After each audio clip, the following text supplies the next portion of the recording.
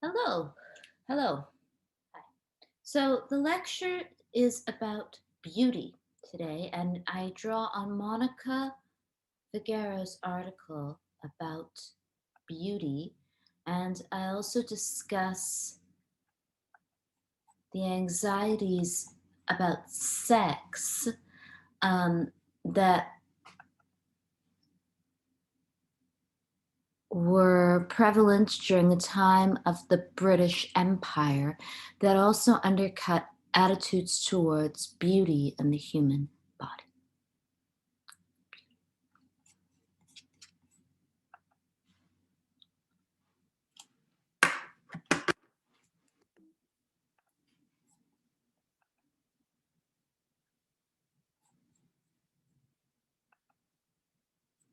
I feel like I build myself up personally by, loving the person I've become aesthetically.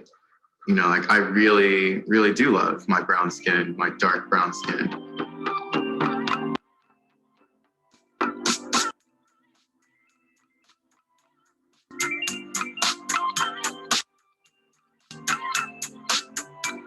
Something that I've been asked multiple times is, are you femme? I like to express a lot. So I guess some guys find that as a turnoff and they mistake that as being maybe too feminine. You think that we would be more understanding as a marginalized group of people, but unfortunately we still propagate these stereotypes, like on each other. Thinking that Caucasians were the most sought after race, and then as the darker your skin got, the less appealing it was. I was never really desired growing up, and I always attributed that to my skin, this brown skin.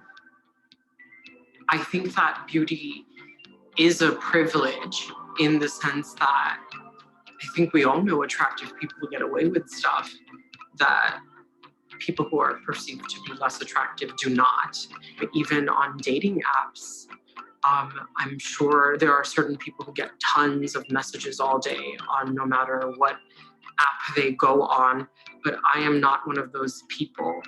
Presenting a little bit more of my femme energy, dressing a certain kind of way, walking and talking a certain kind of way, it's really on purpose because I feel like my masculinity is not accepted sometimes in combination with my blackness. A lot of men, I think that talking to you is okay and that you'll respond just because you're Asian. And it was almost this like, oh, like you're Asian, of course you'll respond to me if someone else doesn't. I would practice being resilient on apps when dealing with racism or just prejudice by not focusing on it. Nowadays, it's just like complete cut. I have no time for it. The block function exists for a reason. There's plenty of gay men out there that you can easily just block someone that is approaching you the wrong way. Resilience overall means that you are able to handle what life throws you, especially discrimination. It's about not having any filters and just being happy with what you have. And whoever wants to appreciate that will appreciate it. Whoever doesn't, they won't.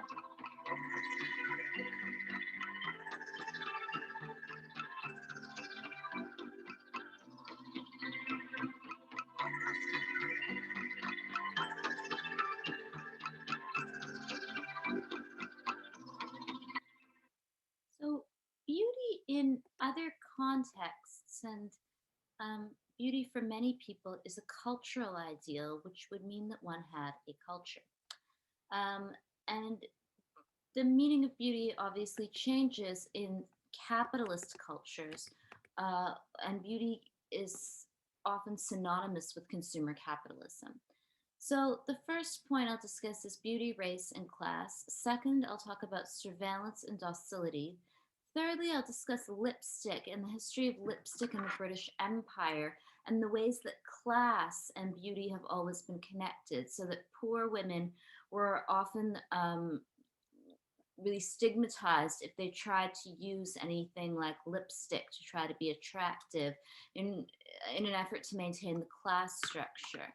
Finally, I'll discuss subculture and alternative ideas of beauty. Firstly, beauty. Monica Figueroa writes, where could we start exploring what beauty or ugliness does in people's lives? Although the rules of femininity and masculinity could be a good beginning, it is my argument here that ideas about race and nation and the experiences of racism at work in any given context also require careful attention.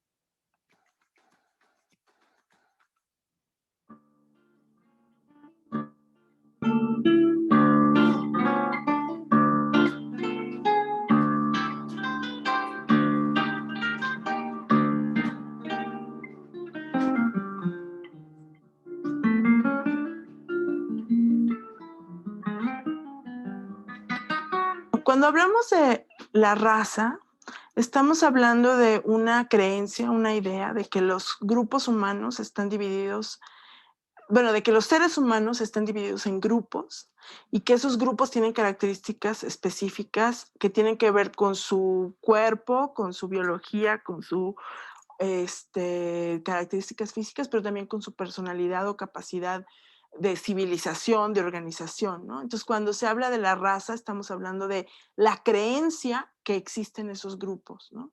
Entonces, lo interesante es que mucha gente cree que sí existen, ¿no? Que es una realidad. Y aunque hay algunos argumentos y algunos estudios que prueban, ¿no?, que hay ciertas distinciones, podemos ahora decir que la raza cuenta por un minúsculo 0.02% de nuestro material genético. Y que lo que estamos más bien refiriéndonos es a una construcción social y a una idea. O sea, la raza es una idea, ¿no? Fundamentalmente.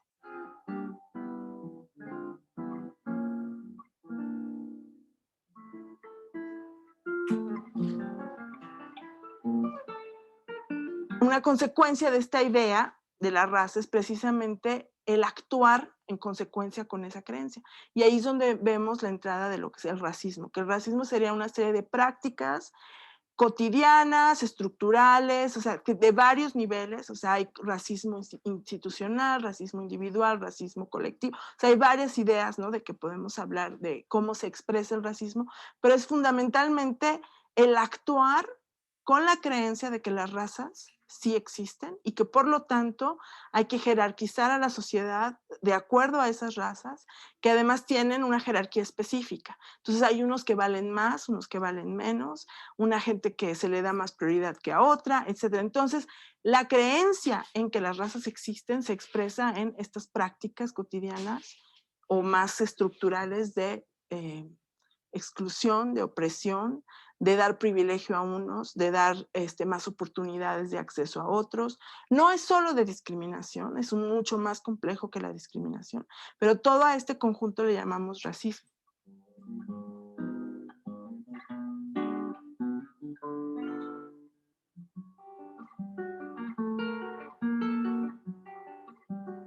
El racismo tiene una larga historia y ha desarrollado a partir, más o menos los análisis nos indican que a partir del proceso de conquista o la expansión europea hacia diferentes partes del mundo, y en cada uno de los lugares ha tomado características específicas y formas muy concretas.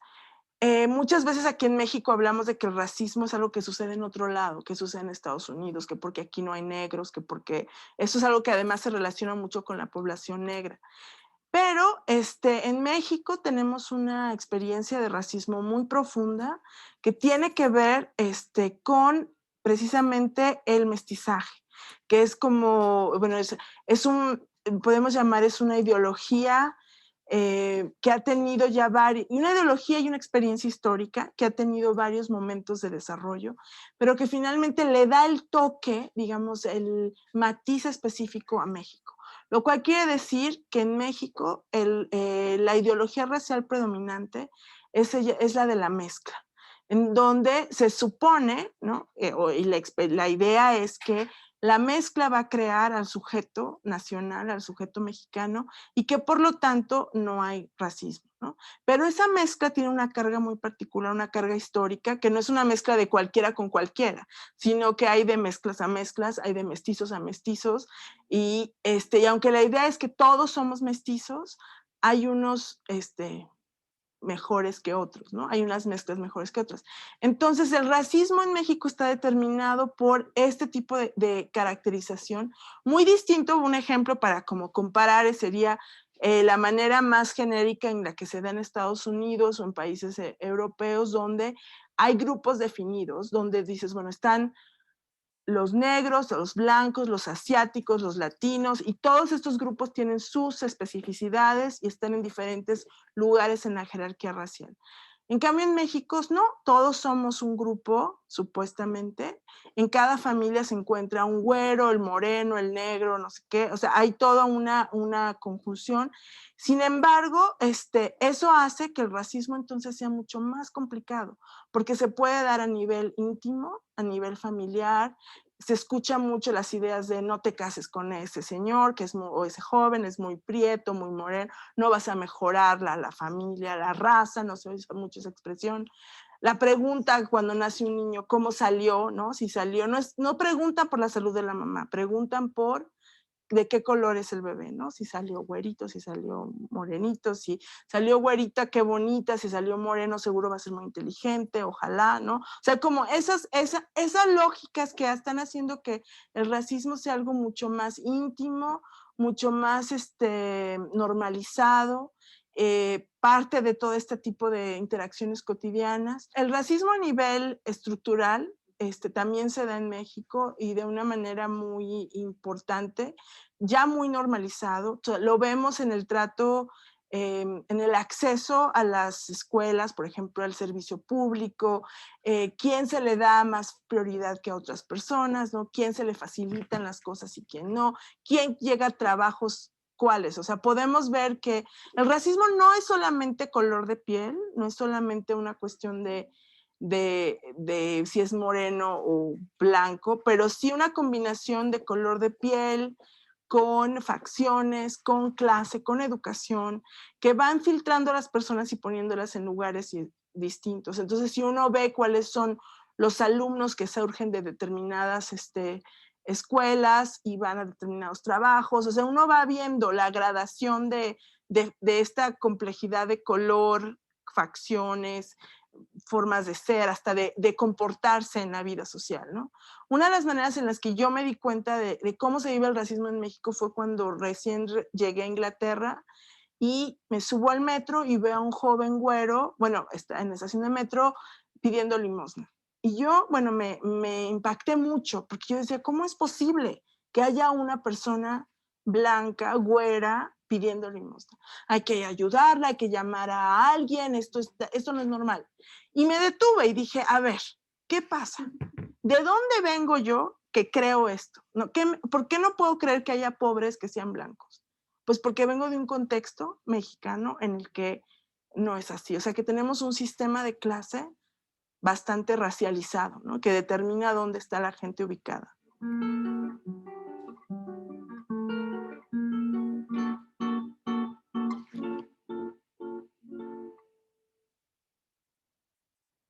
Cuando empezamos a hablar de exclusión en México, una de las primeras ideas que siempre nos dicen, no, es que acá es más importante la clase social. Es el dinero lo que garantiza tu acceso, ¿no? Seas del color que seas, ¿no? Y yo creo que ahí hay que complicar ese asunto. Sí, claro, el dinero tiene un poder importante, el capital económico para todas las personas, pero ese capital económico está construido también a la par o junto con una exclusión racial y una ideología racial que lo va moldeando. Entonces, por eso podemos hablar de este sistema de clase racializado, en el cual vemos, bueno, quiénes son los más pobres en este país y de qué color son, quiénes van a las cárceles y de qué color son, quiénes son los más ricos, quiénes están en el poder y quiénes, aunque sean, o sea, y ahí es donde hablábamos un poco de el pasar, ¿no? De un espacio a otro, como hay gente que no puede dejar su cuerpo atrás. O sea, que tienes constantemente que estar probando que sí eres tú, que sí es tu dinero, que sí tienes el grado, que sí estudiaste, que sí te mereces ese lugar. Y en cambio otras personas por su propia apariencia, simplemente por su apariencia, no tienen que probar nada. Entonces eso es un indicativo de cómo no se trata de decir es la clase o es la raza o es el género, es una combinación, una interacción, le llaman en los estudios interseccionales, ¿no? De traer estos elementos y ver cómo se conjugan para poner a la gente en diferentes posiciones en las jerarquías sociales. Entonces, en México es muy interesante que el dinero por sí solo no te va a garantizar un acceso a las oportunidades. Tienes que manejar ese dinero, más tu cara, más tu forma de actuar, más tu forma de hablar, el lenguaje es muy importante, tu forma de vestir, o sea, es todo un trabajo para poderse mover. La movilidad social no es algo como dado simplemente por el dinero.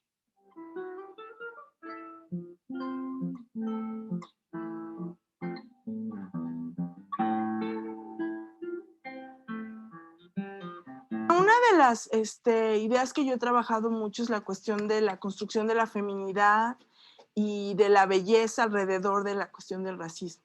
Porque una de las maneras en las que se ha marcado la raza es precisamente pues, en el cuerpo, ¿no? En las características físicas, en las facciones. Y ahí la construcción de la mujer, o sea, de lo que es ser mujer como alguien también determinado por su cuerpo, por sus características físicas, por la manera en la que se presenta en el mundo, bien, se relacionan muy bien, se compatibilizan, ¿no? Entonces, hablar de la belleza, para mí ha sido muy interesante porque es una manera de entrar a ver cómo se opera la racialización en las mujeres. Entonces, cuando yo hacía entrevistas, mi trabajo de campo, muchas de las mujeres me decían, es que yo quería hablar de racismo y me decían, es que yo no soy bonita, ¿no? Es que no estoy bonita porque estoy morena. Y es que así crecí, me decían que por qué salí tan morena. Y no, entonces como hay una asociación entre el ser moreno y ser feo, ¿no? Y que esto no es gratuito, tiene toda una historia que tiene que ver con la construcción de las ideas de raza a partir del racismo científico, que van diciendo lo blanco es lo bonito, lo mejor, lo puro, lo bello, lo moreno, lo negro, lo más oscuro va siendo lo más, que se desprecia, lo más desechable, lo más feo, ¿no? Entonces, eso es un conflicto muy fuerte, porque a la mujer entonces se le pide tener una cierta presencia social y actuar y ser bonita y presentable y demás, y eso es difícil para las mujeres mestizas mexicanas, ¿no? Para la mujer mexicana. Porque es, bueno, ¿cómo vas a poder combinar esas dos presiones que vienen de esta estructuración social cuando tienes determinado cuerpo, determinada tez, determinadas facciones, que no son las que vemos en la televisión usualmente, que no son las de los anuncios, que nos venden estas ideas aspiracionales? Si vemos en las tiendas la cantidad de productos para aclararse la piel, aclararse el pelo, ¿no? Hay toda una ansiedad y una idea de que hay que alejarse de lo moreno, hay que tratar de ser más blanco, ¿no? Más claro, ¿no? Y que eso te va mágicamente a garantizar una mejor vida, ¿no? O sea, ahí vemos que hay una tensión muy fuerte en cuestiones de belleza. Y entonces, mi preocupación no es tanto qué es la belleza, sino qué hace la belleza. ¿Qué hace? ¿Cómo genera presiones, ansiedades y caminos de vida, rutas de vida para las mujeres y los hombres también, porque esto lo vivimos de manera relacional entre hombres y mujeres. Los hombres que se casan con una mujer más clara y esperan que los hijos sean más claros y le preguntan, ¿por qué salió tan moreno mi hijo? ¿No? ¿Qué está pasando? Y es como un reclamo a la mujer, me casé contigo, ¿no? O sea, aunque no sea algo muy explícito, hay esas expectativas de mejorar y la mujer tiene un papel central en esa tarea.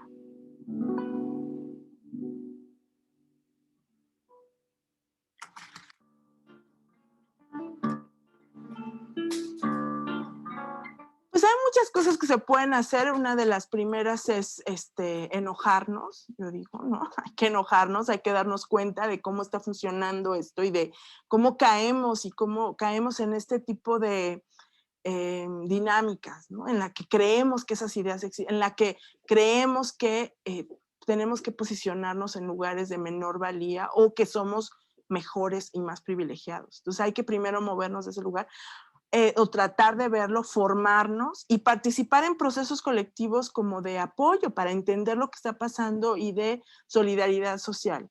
Una de las cosas que el mestizaje hace, y esta lógica de que todos somos mestizos, pero unos mejor que otros y depende, es el matar la solidaridad entre las personas mexicanas, ¿no? Es decir, no, tú no tienes por qué aliarte con esos que son más morenos que tú, al cabo tienes un poquito de chance de ser un poquito privilegiado en este contexto, entonces hay como toda una dinámica que no nos ayuda, ¿no? Entonces, una de las cosas que podemos hacer es formarnos.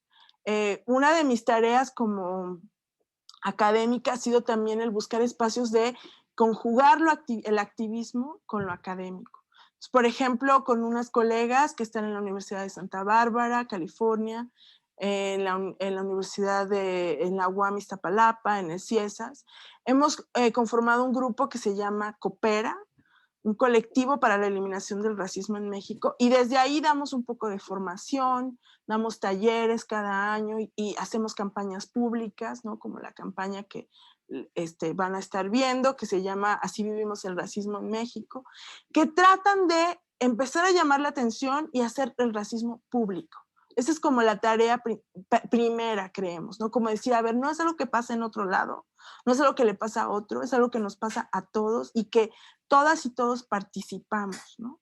Una de las características del racismo en México es que nadie está exento de participar, Nadie está exento de participar en la dinámica del racismo, ya sea porque tú eres víctima y te volteas y de repente haces lo que te hacen, le haces a otro, ¿no? Entonces, esa dinámica de que somos víctimas y victimarios, ¿no? Tenemos que irla como visibilizando. Entonces, hacer el racismo público es una tarea fundamental, tanto a nivel individual, familiar, personal, como a nivel institucional y público, ¿no? Entonces, pues los invito a que vean esta página, los trabajos que estamos haciendo ahí y que vean otras iniciativas que se empiezan ya a formular en el país, ¿no? Es muy impresionante si uno ve las currículas de los estudios de sociología, de comunicación, de las ciencias sociales en general, en México. Quisiera ver cuántos cursos hay sobre racismo, sobre raza, donde se discuta este tipo de temas. Entonces, por ahí hay otra cosa que se puede demandar hacia las universidades y espacios educativos donde tengamos más formación, ¿no? Sobre el tema.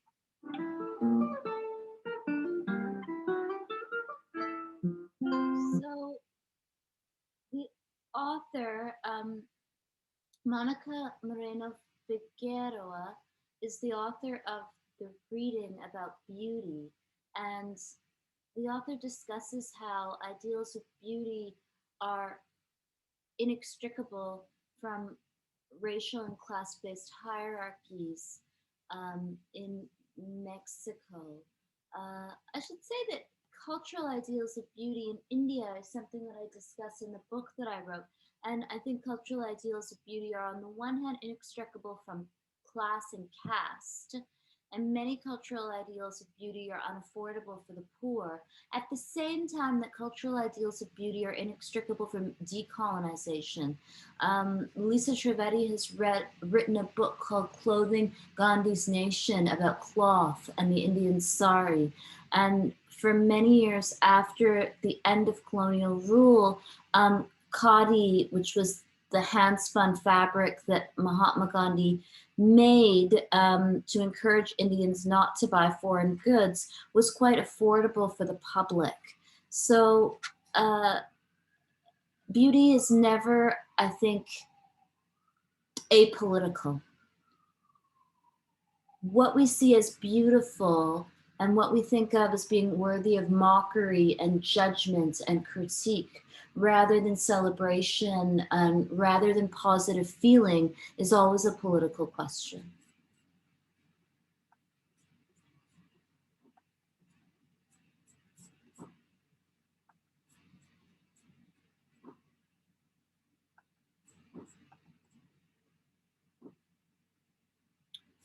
So while many people are often critical of the ways that cultural ideals of beauty in the global South are part of hierarchies of race and class and skin color and caste, many people in North America are uncritical of the ways that whiteness is obviously not accessible to all.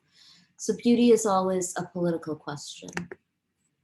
A sizable literature drawn mainly from feminist studies has examined beauty standards and practices. It has explored how beauty impacts women's lives and structures gender relations in Anglo-European contexts, focusing on how it plays a role in the currency and exercise of power. The currency and exercise of power. Debate has tended to adopt one of two main competing feminist analyses. Firstly, beauty as a component of a structure of oppression and beauty as an instrument of female agency. Foundational academic work on beauty, such as Iris Marion Young's and Sandra Lee Bartkey's discussed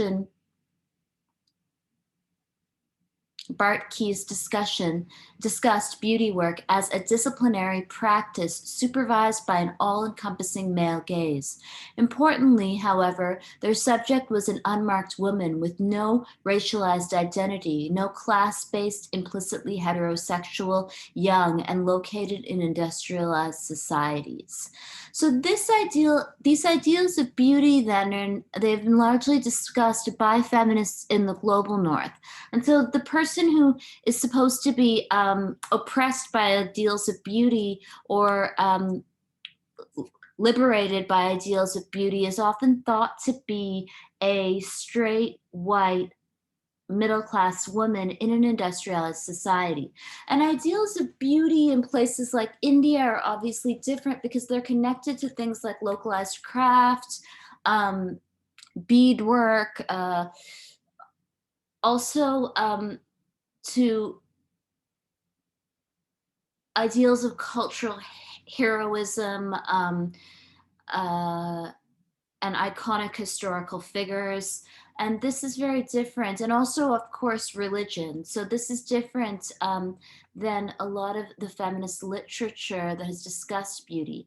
However, what I would argue is that the male gaze is still this all-encompassing locus of power that I think often weighs upon women throughout the world. And Laura Mulvey's writing is still foundational. Laura Mulvey's essay about the male gaze is, I think, still a foundational piece of writing in film theory and cinema studies and in gender studies and also in sociology. So what Mulvey argues is that women are often valued for our to be looked atness, meaning that women's role or value in society is often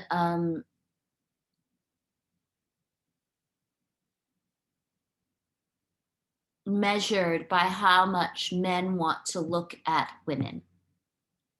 And this is really solidified by cinema. And what Mulvey argues is that when women appear on screen, it is often for this to be looked atness function, and the camera often follows women, and filmmakers often use certain shots to emphasize the female body, and especially certain parts of the female body that would solidify men's power to look at women. Mulvey's writing has obviously been rewritten, and this essay is from the 1970s. And since Mulvey has written this essay, people have discussed the female gaze and have discussed queer cinema and lesbian cinema. People have also discussed the ways that there are different types of male gazes and have looked at representations of women in Indian cinema for a different audience. So these ideals of beauty and who controls beauty and who wants to be seen by whom are obviously shifting and change across time and space, and are not undisputed. Racism as a structuring principle that creates racist logics is not recognized institutionally or publicly, but rather is lived as an individual and embodied experience. Rarely related to the now questionable understandings of race and wider structural dynamics, racism, is more often perceived as personal fault and as just how things are. So when people refer to racism or discuss racism or call someone a racist, it's often seen to be a personal failing and one that can be changed through a change in behavior. And this idea of racism is not the kind of racism that sociologists often discuss, which is about structural racism. So from a Marxist perspective, what scholars often talk about is the power of the economy and the ways that racism structures class position in every society. A key feature then of the workings of racism in Mexico is the breakage of the relationship between racist practices and ideas about race. The experience of racism has lost its explicit links with the processes of its formation. This lack of public discourse about race and racism is a result of the historical move towards nation-building modernization processes and responses to strong racial projects emanating from Europe and the United States. In such a context, racism has gone unrecognized. Racist practices have been discursively separated from the particular understandings of race from which they have emanated, acquiring dynamics of their own, that is, mestizo logics.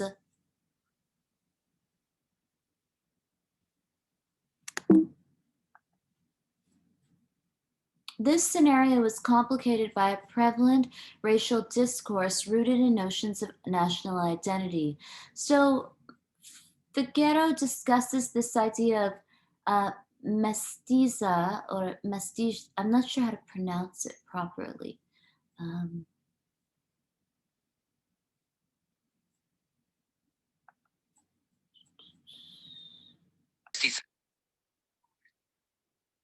Mestizaje.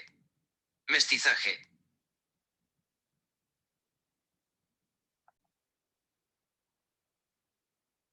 So mestizaje is Semanal. Semanal. Oh. Semanal. Oh no. Semanal.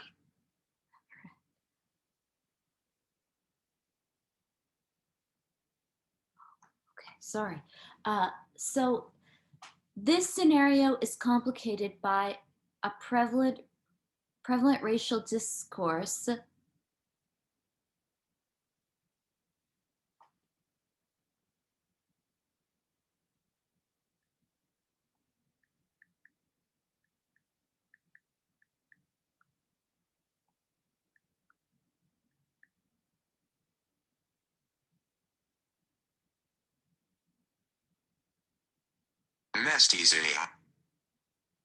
mestizea, rooted in notions of national identity, belonging, and citizenship. One of the features of an everyday experience framed by the racial logics of mestizaje is that due to its fluidity, there are no fixed racial positions, and people are not engaged in processes of identity politics as found in other parts of the world. This is what is striking about mestizaje. People are not white or black, but rather they are whiter than or darker than others.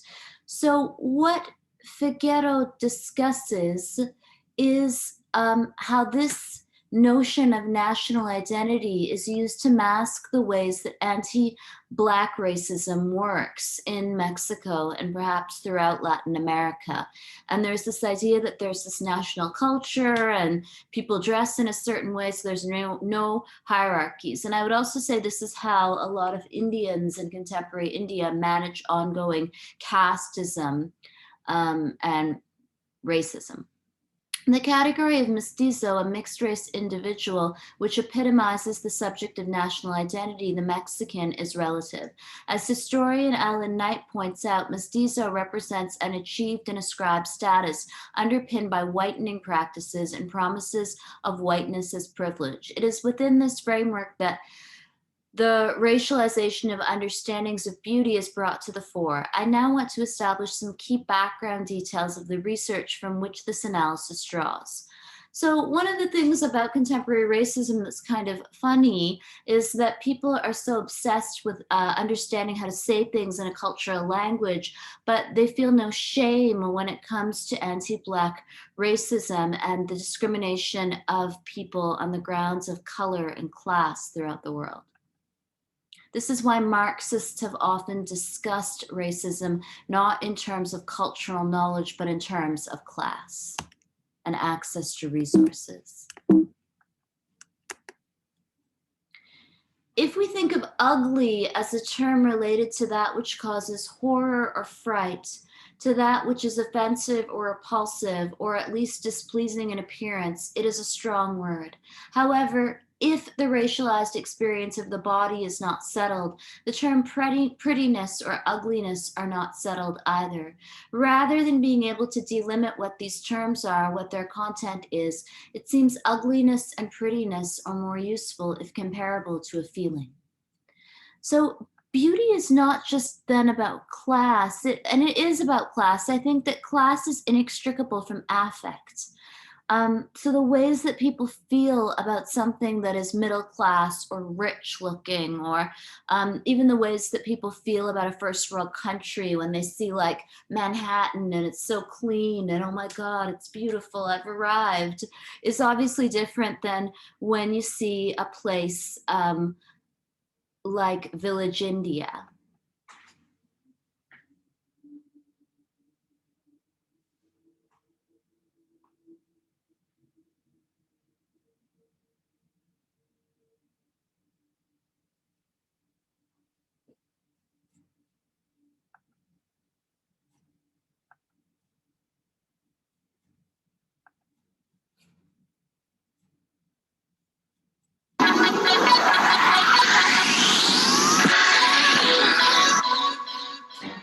People have actually said to me, "Are you mixed with something? You don't even look Black." You have pretty big eyes for an Asian person. Is that really your nose? What? White beauty standards are when whiteness is the default and it becomes the cultural ideal for beauty. It's usually a slim nose, Having light skin, big eyes, long lashes, and hair that is the absolute opposite of mine. What's wild is that if you're white, you might not even see it because it's so pervasive. So this shade is nude. Spoiler alert, not all of us look like this when we're naked. ooh, nude colored stockings. I mean, not for me, but for somebody for sure. So this is eyelid tape or eye charm. Charming, because you can finally get those Western eyes you've always wanted. This is Fair and Lovely Skin Lightening Cream. Look at how sad this lady is in the back. She's so sad that she's brown. First she was sad and dark skinned. Now she's scientifically more marketable. I don't know what the this is. Apparently, if you use this, you can change your race. Like, this is not a before and after.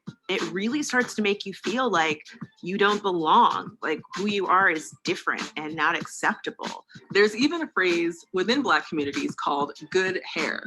And good hair is hair that is not kinky, not difficult to comb, and more closely mirrors the silky or soft hair of a white person. There is absolutely nothing wrong with my natural hair. And I remember when I was in college and I started my locks, my uncle told me that there was no way I was gonna get a job with my nappy hair. What's really messed up is I'm pretty sure he was trying to help me. When I would interview, I'd always pull my hair back and then I would show up for my first day like this. So then I'd be like, take a picture of me just like this so this could be on my ID. Even globally, white beauty standards are a huge thing. If you travel to China, there's also just like white people on the billboards for like Chinese clothing lines, which is very weird. Even in my own family, people would point out that my brother is like a little bit darker skinned than me. Why does that matter? If it was like a white family and one of the kids was tanner, no one would give a crap about that. I have a family photo where it looks like they put the worst Instagram whitening filter on us and just turned it whiter and weirdly blurry. All right, now if you don't believe me that white beauty standards are a thing, let's play a little game. Do a Google image search for a beautiful woman. Let's see here. White woman behind wall. We got blondes, we got brunettes. Takes a while, but you finally see a redhead. There really is still nobody. This is crazy. I see Jennifer Lopez. Does she count? Now, Google image search, unprofessional hairstyle. Ooh, a significantly larger percentage of Black ladies. I like that one. I've had that one. Another Black woman, Black woman, Black woman, Black woman. This girl's hair is really cute. The problem is that all of these social messages you get about what is and who is beautiful influences who you think is beautiful. Representation matters, and it matters because we can raise an entire generation of people who don't carry this cultural baggage with them. Without representation, on a subconscious level, you don't think you matter as much. And so we have to see different representations of beauty and women of color and womanhood so that we can know that who we are is just fine. Like legit, two different people's legs. That's crazy.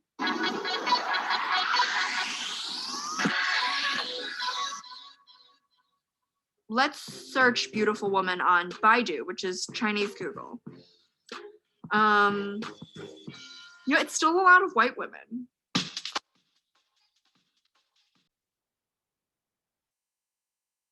Figueroa article is interesting, and I hope that you have a chance to read it because it talks about relational feeling and the ways that relations pass between people. So that if we all have a shared language and I say something that is vulgar, offensive, horrible, then a negative affect passes between us. But what Figueroa argues is that beauty becomes a shared language and that beauty ideals then are constructed relationally. Perceived in this way as feelings, prettiness and ugliness appear not to be qualities of the body that are either achieved by the individual or ascribed by the social. Instead, when in motion, prettiness and ugliness are produced by the relationality of the individual and the social, in particular, gendered and racialized moments of interaction. This is how it is possible to think of beauty as a feeling, moreover as an aesthetic feeling. It is a feeling in its unsettledness. It is an aesthetic in relation to the racialization it allows. It is temporal and relational. However, what is not unsettled is that physical appearance is always an issue. Beauty is an unavoidable lure constantly present in people's lives. What is interesting about beauty and the unsettled nature of beauty is capitalism. That capitalism always envisions to sell people something so that beauty ideals and what is considered pretty or cool is always a shifting thing because people always need to sell more and more things to people.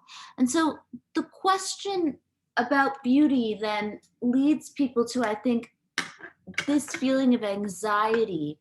And beauty remains this lure, but it also remains an unsettled set of questions, perhaps because of market capitalism. Also, what constitutes a cultural ideal and the meanings around religious practices are always under debate, are always being debated. Kara Walker is one of the most prolific artists of our time, and Walker is a prominent political artist and a Black artist whose work explores themes of slavery and also Black feminism and anti-Black racism. And Walker's work often Kara Walker's early work often focused on the silhouette and the ways that the silhouette was used. So if you think about making paper dolls, this is the kind of thing that Walker did in her early work or in their early work. And Walker was interested in using this form of the silhouettes. This practice of making paper dolls is actually from the Victorian era, and many middle class and upper middle class Victorian bourgeois women were engaged in these acts of silhouette making as something to do with their time. It's also things like the doily came about during that time. And so this kind of making paper dolls for girls is actually from the Victorian era, and it was white British ladies who were part of the empire who would make these silhouettes to pass the time.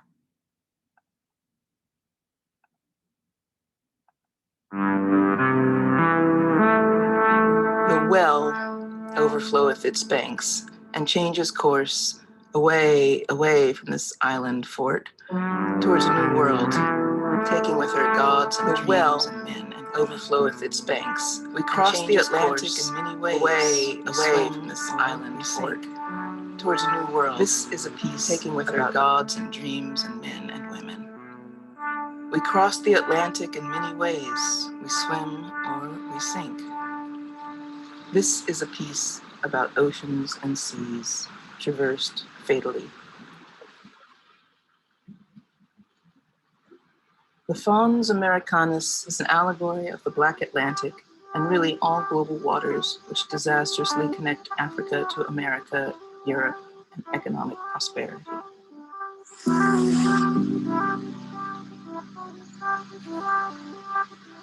My name is Kara Walker. I'm an artist. I'm really interested in making work that explores the power struggles and history and the mythologies that inform the way we perceive ourselves and the way we perceive others, particularly around race or gender. I'm interested in grand themes and small human frailties, the macro and the micro. Well, I first saw the Victoria Memorial at Buckingham Palace on the way to the airport. I saw the monument. I took some quick snapshots, moving snapshots out of the window of the taxi, and then forgot about it promptly. As one does with monuments and memorials. I think that there's this very peculiar quality that they have of being completely invisible. The larger they are, in fact, the more they sink into the background. I'm not an actual historian. I'm an unreliable narrator. I sort of let characters or caricatures sort of emerge. Sometimes they are culled straight from pop culture, looking at the types of depictions of Blackness or of slavery as they have emerged, specifically in the 19th century, moving through the 20th century and changed somewhat over time. There's this kernel of experience that can never quite be told in art. And I'm always fascinated by this, these, I guess, paradoxes and problems. Although slavery didn't exist on these shores, England was the beneficiary of the slave trade and its products. And so you have this kind of institution that spans many hundreds of years, and everybody's implicated in it.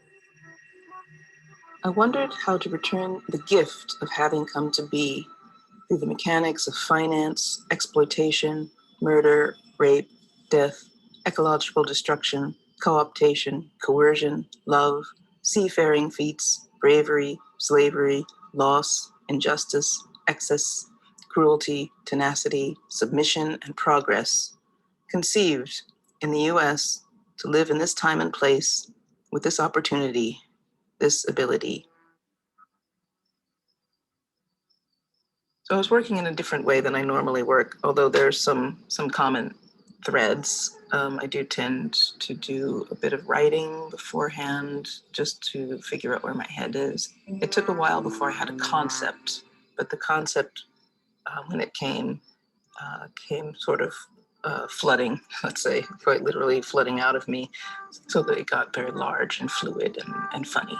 So I made these small clay models every day, marveling at the characters and caricatures who emerged. From there, I scanned the figures and forms and worked with digital imaging, inserting them into a digital mock-up of the turbine hall space and changing and arranging things as needed.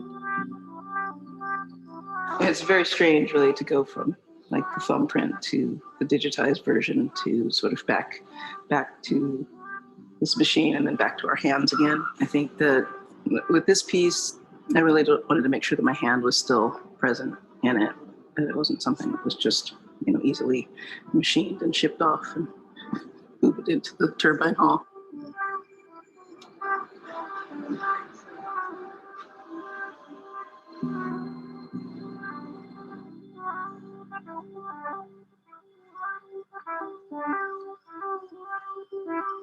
The Turbine Hall Commission functions as a one-person version of the 19th century World's Exposition.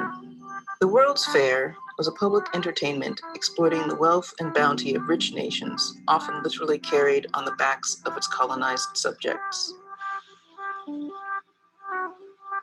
As a one-woman World's Fair, I have created a space for reflection, joy even, amid the miasma of conflicts, racial, economic, and cultural, which still lodge themselves in our collective gullet, thanks to the rise of white nationalism, xenophobia, fundamentalist violence, and a poisonous populism which has everyone mouthing off thoughtlessly at once.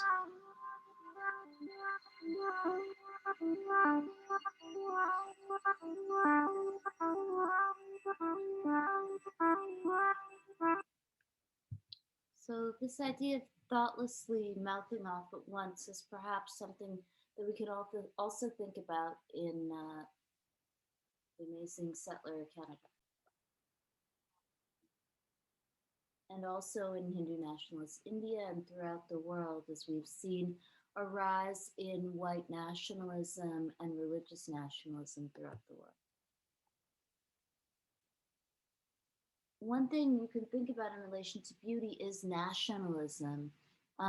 When people critique settler Canada and critique whiteness as an ideal of beauty, this isn't about individual people. It is about rethinking one's relationship to state power and to being forced to follow certain norms and rules rather than allowed to think freely and to make one's own choices and to cultivate one's own opinions and to also have freedom of speech and freedom of mobility.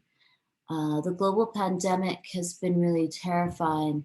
It's allowed many people who are nationalists to try to force people, and particularly force women, to be domestic breeders and homebodies for different colonizing powers and for religious nationalist countries as well. As Marx remarked, Karl Marx, the worker has no country. So Figueroa discusses Michel Foucault's concept of surveillance and the ways that beauty becomes a form of self-surveillance. Similar to Michel Foucault's panopticon and notions of self-surveillance, the other simultaneously represents anybody and everybody, and in their anonymity, they seem to express society's verdict on what is and what is not beautiful, acceptable, and adequate. These others play a significant role in shaping the participants' perceptions of beauty. Susan Bordeaux suggests that through the regulation of the time, space, and movements of our daily lives, our bodies are trained, shaped, and impressed with the stamp of prevailing historical forms of selfhood, desire, masculinity, and femininity. In these ways, women's bodies become docile, constantly managing different parameters of beauty, regulations of acceptability, and notions of improvement. For Bordeaux, quote, through these disciplines, we continue to memorize on our bodies the feel and conviction of lack, of insufficiency, of never being good enough. However, we extend this analysis to a context where racist logics inflict another layer of complexity. We can start thinking about these dealings as a form of, quote, getting on, of hoping, of feeling. The struggle for beauty is not just one for normalcy or for agency, normality or for agency.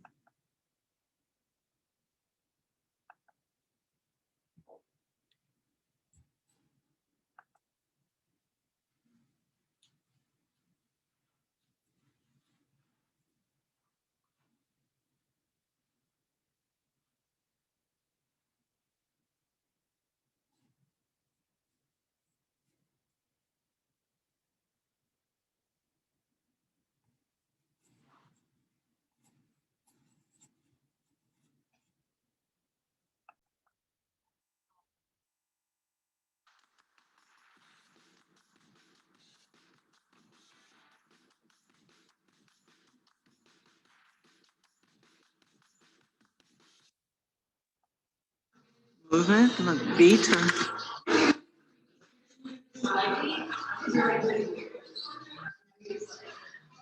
I'm definitely really yeah. So like